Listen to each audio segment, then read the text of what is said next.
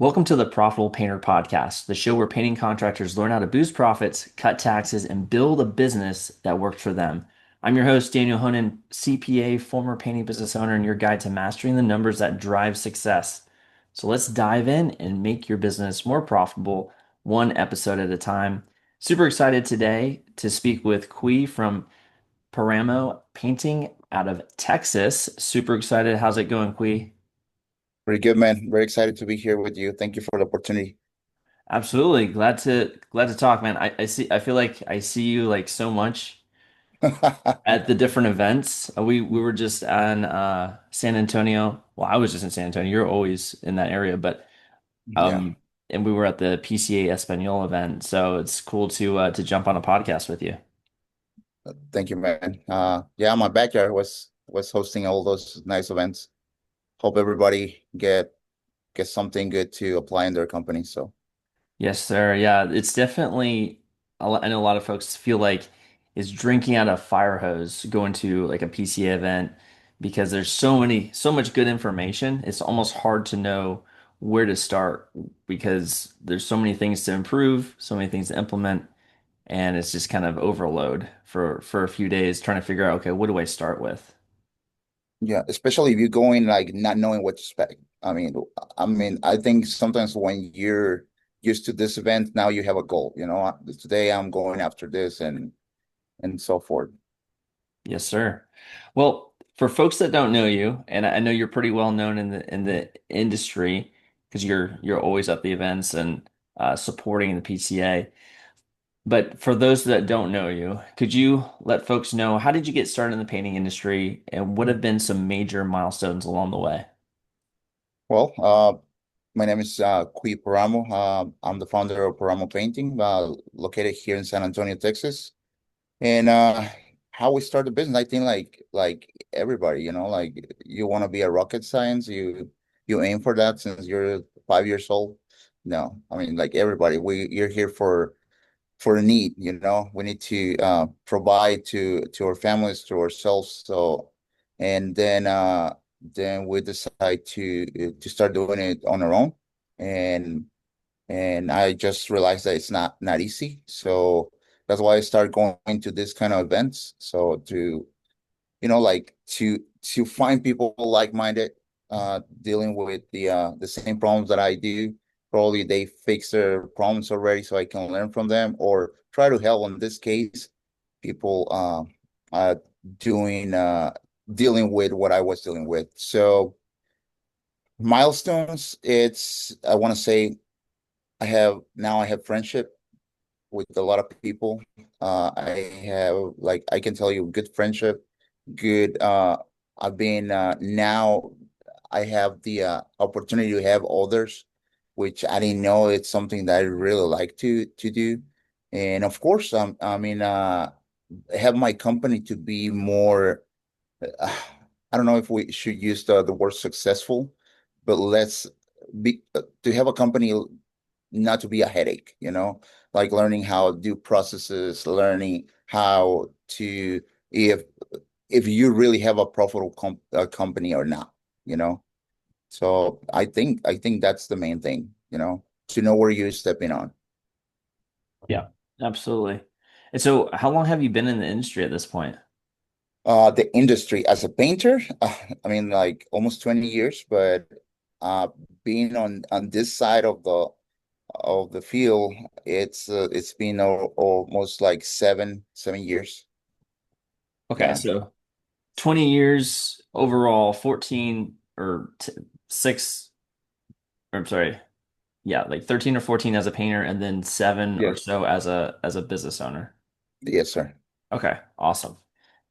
And I know one of the things that you had started, you felt like in the beginning, first, and this is pretty much everybody, I think, that starts a business, it is kind of chaotic in the beginning. When you first start, you don't have processes, you don't have clarity on your numbers, and then over time you sound like you linked up with like-minded people, started going to the PCA events and started like learning on what things you could implement, improve your processes. At what point, what was like the thing that made you reach out for help? Because it sounded like for a couple of years there, you might have been struggling pretty, significantly, which most people do, uh, starting out in as a painting business owner. What point did you actually start reaching out, getting help, and like making big reforms in your business? It went, what happened is, a certain point I start painting myself, and then I start having too much time to spare. And I said, what can I do to be better for my guys? Like I've been very committed with my people. Like I think it's, if not the most important, one of the most important assets of the company, uh, or people. And I start trying to learn how to be a better leader. Because honestly, as a technician, you don't think like you can help people, you just think like people is there for screw you. Unfortunately, we think like that. And I said, what can I do to get better, right? Start looking into I always like to read books, but since work, I just learned even you can listen to a good book. And then I got hooked up with the podcast of PCA Paint on Spotify, Hmm. and I started listening to all these people. I mean, I don't remember who really listened the most, but I used to like listen to stories, the real people that talk paint words. So then I started learning what is PCA about, and then happened to be a San Antonio residential forum. So um and I went there. I met a lot of people. I don't think if you were there, uh, but a lot of people that I've been bumping each other heads on other events. I met them in San Antonio. Like, is it crazy? Yeah. Then I start going to expo, start meeting new people, and then we start this new wave about PCA en Espanol. And I'm happy to help with that. So Nice. So, I guess, you mentioned you were you had, painters working for you and you wanted to be a better leader. What kind of spurred that? What was the thing that made you realize, man, I really need to step up my game as a leader? the when you realize that you're not right, like I always get to be the one who said the last word. Never had an input into it until somebody hit me hard saying like I'm not a good person. And I'm like, I feel like I'm a good person. Like, I just realized that I'm not a good leader. So it was we're we as a technicians, Daniel, we're like, until something happened to us, we kind of start doing things, right? Like put up with a fire. And then when I jump into this world, it's not just about pain. It's about being like the entire body of being a business owner, and not just to be the business owner. It's being a leader, uh, being a good person on the eyes of the society. Like even the small town where we at right now, we like to be part of it. Like not just the leader of my house. I want to be the leader of more people. I want to serve. I'm looking for that. That's the word I was looking for. I like to serve people. So then that hit me hard when somebody told me that I'm an evil person.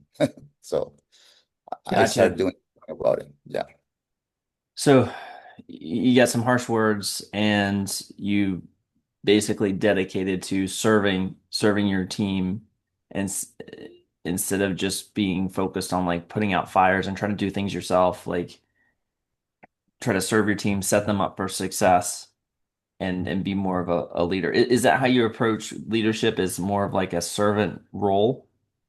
has to be, man. Has to be.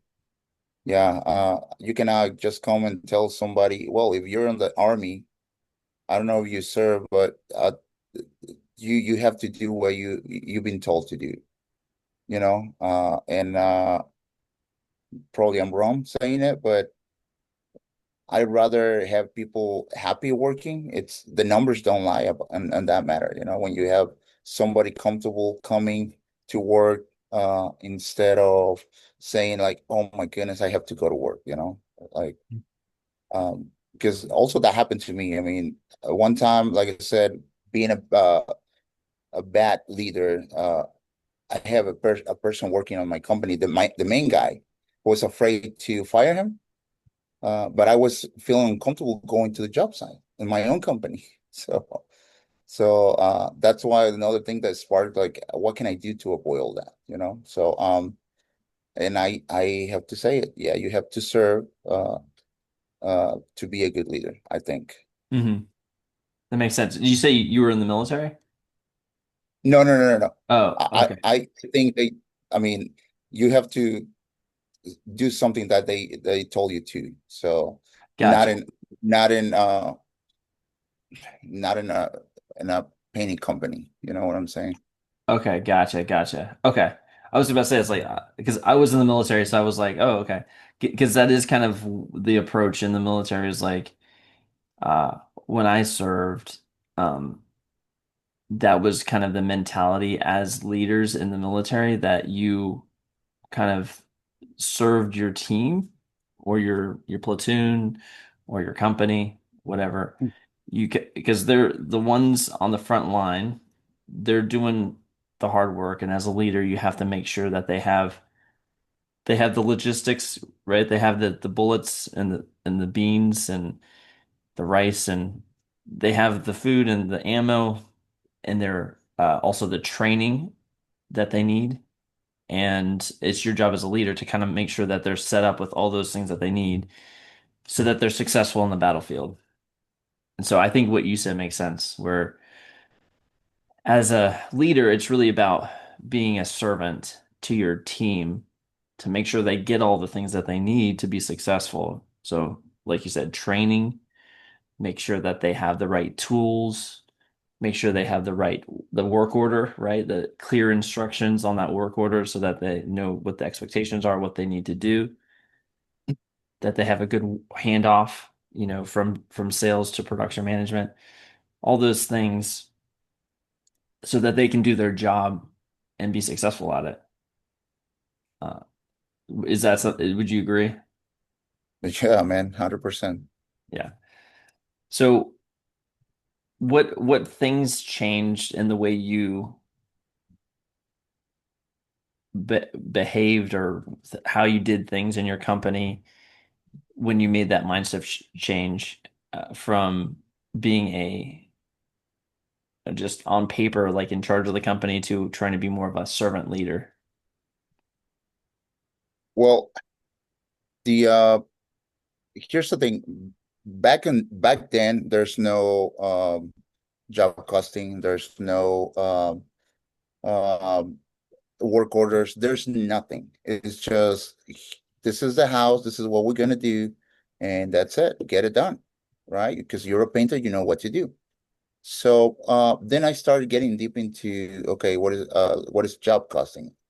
I started doing job costing. Okay, we're using too much material. We're spending too much time on whatchamacallit, on labor. Why on labor? Because the crew leader was getting there late and everybody was clocking in like 2 hours before they start actually working. And little details like that you cannot address uh when you don't have the data. So then those things start changing. I feel more confident on what we're doing. If I'm charging right, or if I'm charging, I made a mistake, making an estimate of this project, so and so. And at the end of the day, the numbers were telling me you're right, you're wrong, and this is where you're failing at. So there's no way around when you put numbers down, and of course, it gave me more time to whatchamacallit, to assess what it's hurting the company because eventually we grew to up to 12 people, from 3 people to 12 people, and it's always you get this phrase I love it, like the growing pain. When you don't have the system in place, you're just gonna have people running like crazy around, jealousy, gossip. There's no there's no actual bones on something. So what it changed is little by little, on any transition, even in your body, you lose weight, you have to get rid of clothes that you won't it won't fit on you anymore, right? Um, I have to say bye to a lot of people that used to be my coworkers and another working for somebody else. But since they're good painters, I wasn't aware that they bad fit for our company where we were achieving like like smoking on somebody's home. Now we start getting into what is the core values, how we're gonna look in front of people.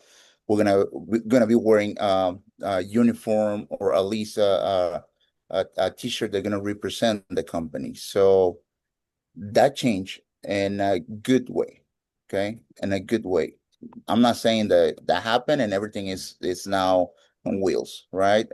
Even you and your company, you bump into several issues once in a while, right? And especially you deal with a lot of painters, and on the being the CPA of them, it's hard to keep well, it's not hard. I mean, just to keep the finances on track, it's something, right? So that's what we have to do to be able to make a decision. So that's what it changed in a good way. So, and we're keep improving because we're not done yet. Yeah, that's all you can do. I mean, I think Warren Buffett said that business is problems. Like, if you're in business, you got to expect problems. That's the whole thing. So if you're if you have a business right now and you are surprised when problems arise, you probably should do something else because you should just expect problems to happen.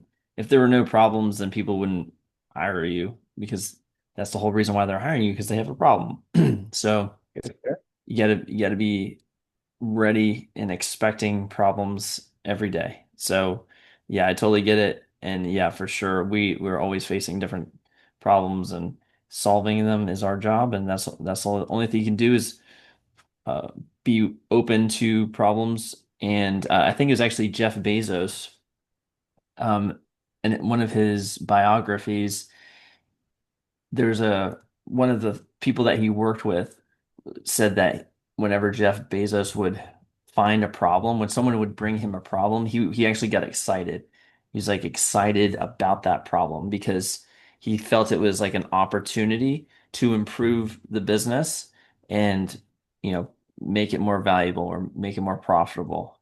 Because if there was an issue, like if there was a process issue or whatever, if they fixed it, theoretically it could make it more efficient and then make Amazon more profitable. So instead of, because I think the natural tendency, especially for myself, when a problem is coming your way, you're like, oh geez, what do we got now? There's some issue and like you're kind of get that feeling in your gut, like, all right, there's some sort of issue going on. Okay.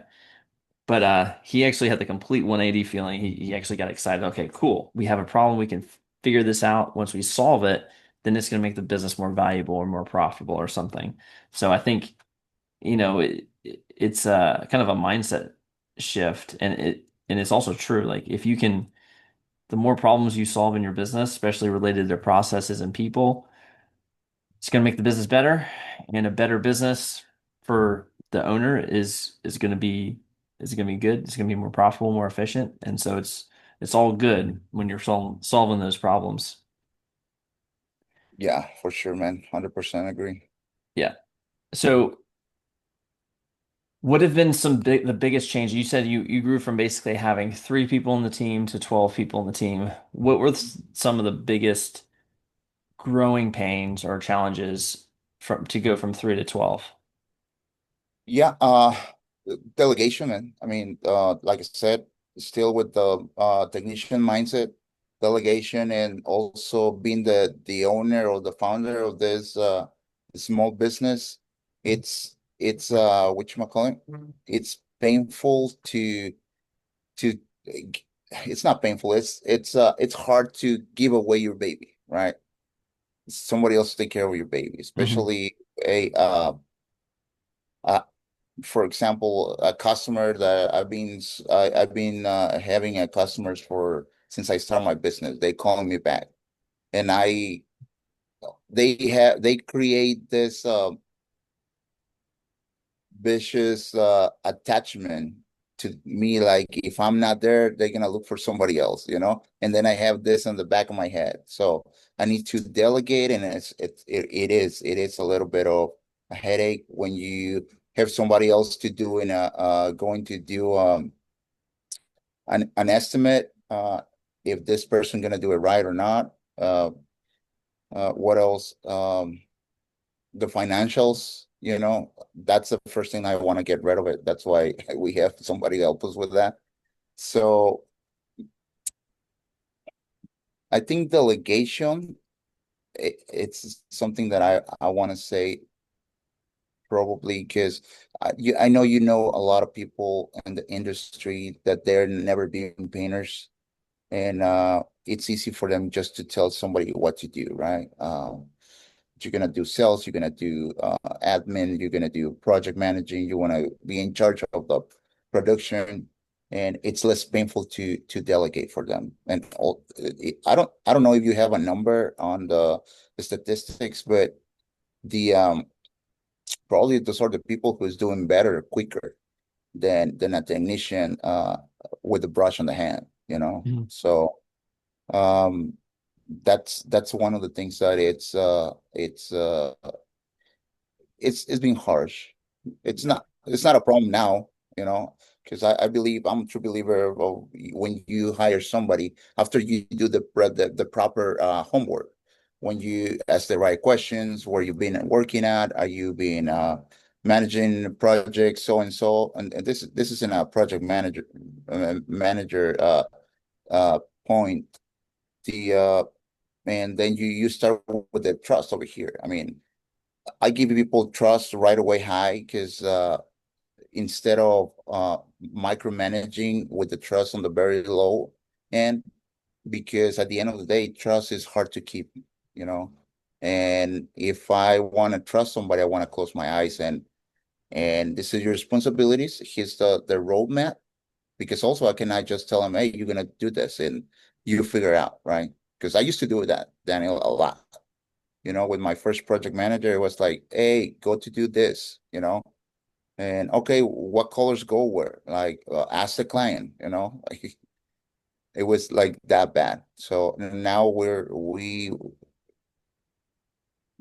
pretty good at it. But it was and on me the whatchamacallit, the trust, the delegation. Yeah. Yeah. Yeah, I feel like delegation is almost like a muscle you have to train. It's, you know, especially if you are, like you said, you know how to paint, you're good at it, and you have, it's in me, I'm a CPA, obviously I work in a CPA firm, so I can do all the things.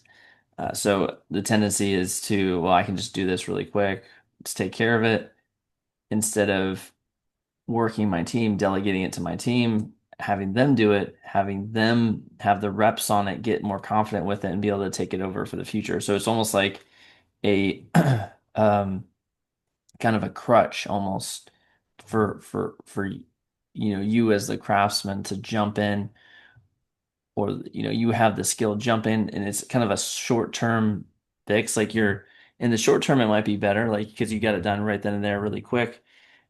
But in the medium term, the long term, it's not good because you're basically robbing your team of the opportunity to get the experience and the training to be able to do it the next time, and from that point forward. So I don't have the exact metrics statistics on what you're saying in terms of like, do folks that don't have they don't know how to paint, do they grow faster? But I would agree that that they do not have that temptation to want to jump in when they don't have the skills. So they are pretty much reliant on their team to execute. And so it just kind of it allows you to focus on growing the business and the systems and not have to worry about doing the painting because you don't know how to paint. So it is an additional challenge. I think you're right for folks that know the craft that are really good at it to kind of, like you said, give your baby away, let someone else take control and execute. That is definitely a challenge that I know as well. And I know a lot of people uh, struggle with that too. Do you have any tips for someone that's trying to, get off the brush or, get Well, get their first, hands? Yeah. yes, I've been telling a lot of people lately, like you go to these events and everybody tell you write down what you're looking for. What is your what is your goal, your dream in life, where you want to be at, and start writing down things. Because if I listened to that like for 5 years, I never done it until I start doing it and things start going different. Why? I don't know. I don't know. It's a magical thing. I don't know. It's like, I can give you my loss and profit out of my mouth, then you're gonna be like, dude, I need to see it in paper.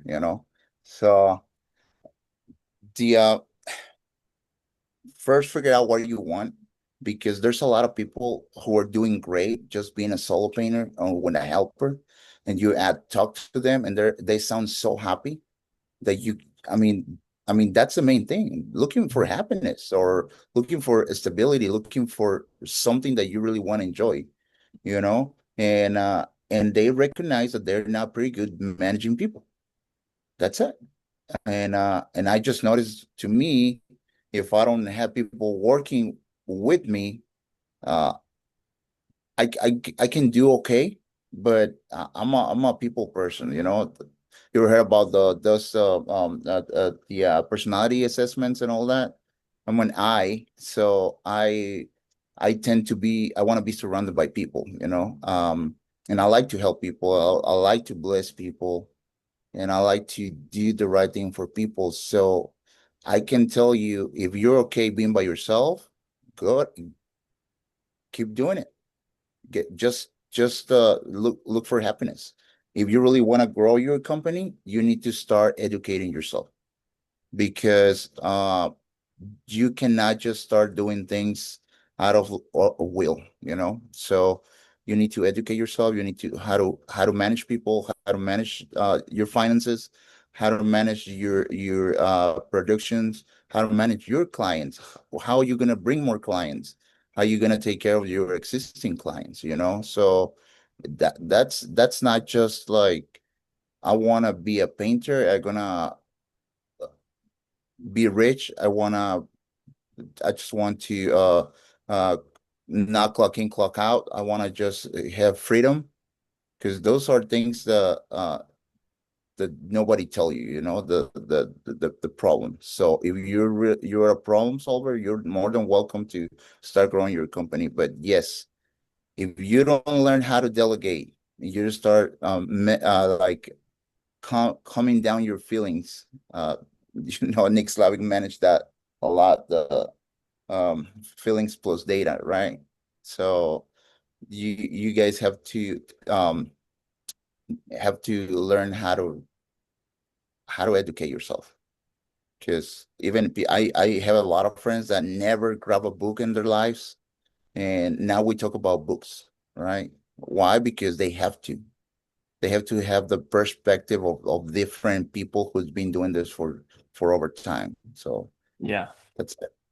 I think there's that saying, leaders are readers. So that I think that's a helpful reminder that if you want to lead, you got to read. And there's a lot of great books out there that business management, but also just like biographies or memoirs, autobiographies that are super helpful in just understanding, you know, what you should do in different situations.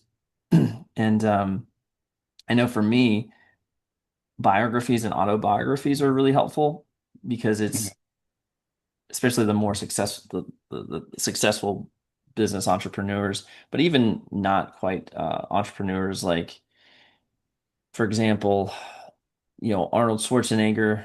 He was not quite he kind of was an entrepreneur in some ways. Like he did start a construction company when he was younger and stuff.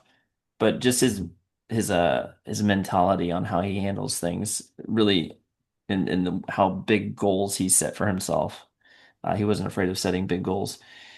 But there's different things you can learn from people and just their mindset and way they thought about things that are very successful. And there's also that thing where you're the average of the five people you spend the most time with. And so I think spending time with like a really successful person, not necessarily in person, but if you're reading their autobiography or their biography, you're essentially kind of getting in their head. You're spending time with them. And if you're always doing that, if you're always reading autobiographies, biographies of the most successful people, you're kind of some of that mindset ideas are gonna rub off on you. You'll get Yeah, good good ways of thinking about things. I know at least I have with hiring, managing people, leading people. Uh, it's like you said, if you want to grow your business beyond yourself, which not if you don't, that's fine. Like you said, it's all up to you and what you want in your business. But I think if you do want to grow your business beyond yourself, you do have to definitely learn and be ready to continue to learn and be a student of leadership. And not that you'll ever be a perfect leader or know it all in terms of leadership, but at least be a student of it so you can continue to improve upon where you are now. it is. Um, cool. Well, I really appreciate your time today. I'd like to give you an opportunity to give any last thoughts to painting business owners that are maybe uh, trying to become better leaders or get better at delegating or grow their business to the next level. Do you have any final thoughts on how they should do that or what resources are available that maybe folks aren't aware of, or anything that you'd like to ask the audience? Yeah, you just said it. Um, you got to start if you can now hang out with these people that you think are gonna be beneficial for your life. Start, following them. Start listening to them. Books. I always if you're not a book reader, that's fine. I mean, we as whenever we go to do an estimate, we're driving all the time. Get an audiobook, start listening to it. Something that you feel gonna, even if it's like you just said it, Daniel, like I like biographies. And if somebody wants to read something else, they're gonna feel into it. Is that you're already exercising your muscle, and the muscle gonna gonna start getting into more stuff, like then how to manage people, what can I do about how to manage my finances, how to delegate. There's a lot of good books out there, and like the one I want to listen it 2 3 times, probably a month. It's the Donald Miller, Building a Story Brand. It I feel like every time I listen to it, I catch something new. So it really tell you how to picture your company. What is it, what you want, right? Because we're on this whatchamacallit, we're in the service industry, right? We're Jason Phillips said a lot that we're in the people business, but on the both sides, people working for us, people who we are serving, right? And how do you want that people to look at you, to look at your company? What is it what you want? What is it what you really are looking for? That's I think sometimes we get lost into uh what is it what we want, right? Uh the basic answers you're gonna get into a new entrepreneur is I want freedom, I want money, I want you name it. Everything is um it's superficial until you start finding things like you want freedom to what? To enjoy with your family or to what? To just sleep and get up late? Because at the end of the day, once you find your really a goal in life or whatever you want to do, you're gonna get deeper and deeper. And that's not bad. And the let me tell you, whoever is going to this transition, uh there's a lot of people gonna fall out of your train because your mindset is gonna start changing and people gonna think that you're not the same you used to and something is changing you and you're evil person. So be prepared for that, especially family. It could be painful. So start creating that skin at the end of the day if that's what you want. If not, I'll see you around and we're good. We're colleagues. No, nothing happened. So no pasa nada. Yeah. Awesome. I appreciate those thoughts and definitely agree. I really appreciate you sharing your journey and your thoughts on delegation and leadership. Super important conversation. I think that needs to be continued to be had with painting business owners. Uh, so really appreciate you jumping on the podcast, sharing your thoughts on the on those topics. And for the audience, with that, we will see you next week.